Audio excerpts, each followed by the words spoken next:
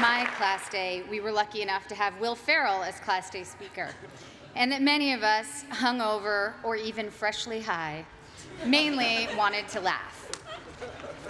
So I have to admit that today, even 12 years after graduation, I'm still insecure about my own worthiness. The first film I was in came out in 1994.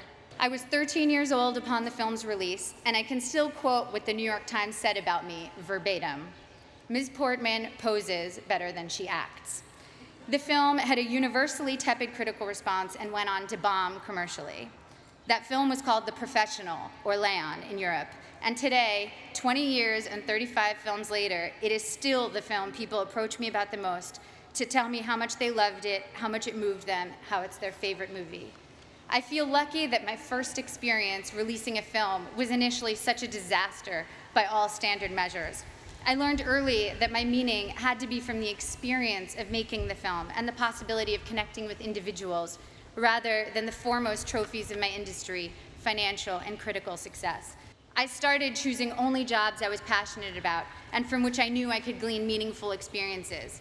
I made Goya's Ghosts, a foreign independent film. I made V for Vendetta, a studio action movie for which I learned everything I could about freedom fighters. I made Your Highness, a pothead comedy with Danny McBride, and laughed for 3 months straight. I was able to own my meaning and not have it be determined by box office receipts or prestige. By the time I got to making Black Swan, the experience was entirely my own. I felt immune to the worst things anyone could say or write about me, and to whether an audience felt like going to see my movie or not.